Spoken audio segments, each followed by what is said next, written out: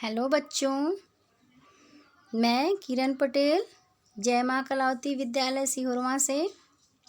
जिस तरह मैंने सूरदास के बारे में आपको बताकर उनके 5-6 पद सारे आपको बताएं और पढ़ाएं, उस तरह आज मैं फिर आपको आगे पढ़ाऊंगी।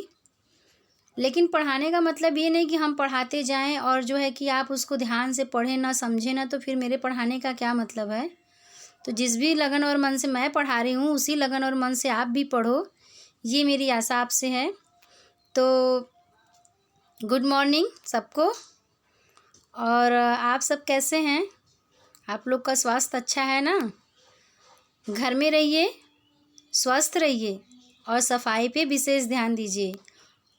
और जो भी लॉकडाउन के नियम है उसको फॉलो करिए, क्योंकि सबको पता है कोरोना वायरस कितना तेज़ी से आगे बढ़ रहा है, तो हमें भी ध्यान देने की ज़रूरत है। ठीक है। तो सूरदास के बारे में हमने बताया था कि सूरदास जी का जन्म 1478 में रुनकता नामक गांव में हुआ था। इनकी रचनाएं सुर सरावली, सुर सागर, साहित्य लहरी, इस तरह से सारी बातें इनके बारे में जीवन परिचय में हमने सब बता चुका है।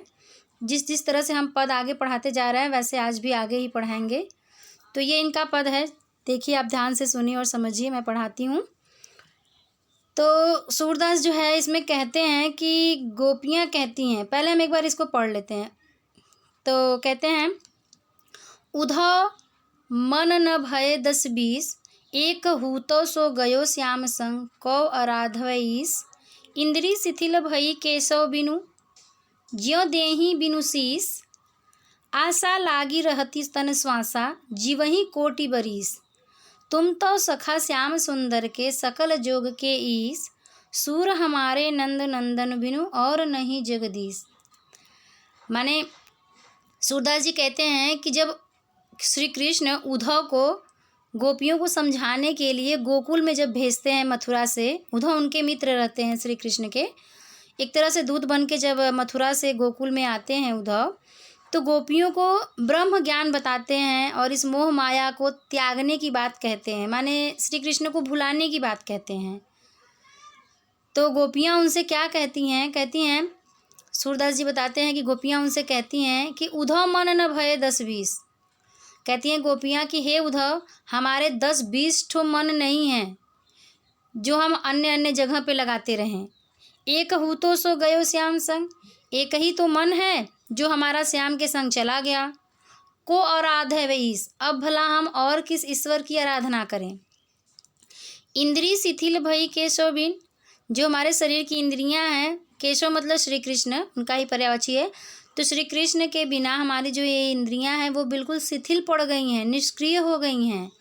ज्यों देहि बिनु शीस, जैसे देह माने शरीर, शीस माने सर, जैसे सर देह से सर को अलग कर दिया जाए, यानी धड़ से सर को अलग कर दिया जाए, तो ना उस शरीर का कोई मतलब है ना उस शीस का कोई मतलब है। बस वैसे ही श्री कृष्ण के बिना हम भी क्या हैं, ज्यों देहि बिनु शीस, बिना शीस के धड़ के समान हैं। आशा लागी रहती तन श्वासा, सिर्फ हम आशा लगाए हैं कि श्री कृष्ण एक दिन आएंगे, इसीलिए हमारे तन यानी शरीर में श्वास बाकी है, यानी सांस चल रही हैं। जीव ही कोटि बरिस, और उनसे मिलने की इच्छा में हम करोड़ों वर्ष तक ऐसे ही जीवित रहेंगे। तुम सौ सखा श्याम सुंदर के, कहती हैं गोपियाँ उद्धव को कि आप तो श्याम सुंदर यानी हमारे श्री कृष्ण के मित्र हैं, सखा हैं, सकल जोग के ईश, और सारे संसार के योग की बातों को जानने वाले ईश्वर और भगवान हैं। तो आप ही बताइए कि सूर हमारे नंद नंदन बिन, सूरदास जी कहते हैं कि गोपियाँ आगे कहती हैं कि हमारे नंद नंदन बिन और नहीं जगदीश, कहती हैं कि नंद के पुत्र श्री कृष्ण के बिना और नहीं जगदीश, यानी हमारा कोई और दूसरा ईश्वर या भगवान नहीं है जिसे मैं प्रेम से चाहूँ या याद करूँ, क्योंकि हमारे मन 10-20 नहीं हैं। यानी पूरे दोहे में उन्होंने ब्रह्म ज्ञान को अपनाना नहीं स्वीकार किया और श्री कृष्ण के ही बारे में कहती और सुनाती उद्धव को चली गई। ठीक है बेटा, तो ये भी पद आपका कंप्लीट हो गया। इसको भी आप मन से अच्छे से पढ़ेंगे, एक एक लाइन का अर्थ दोहराएंगे, समझेंगे, तो आपको अच्छे से समझ में आ जाएगा, क्योंकि हमने छोटा करके और अच्छे से बताने का प्रयास किया है ताकि आपको जल्दी आ जाए। Okay, thank you.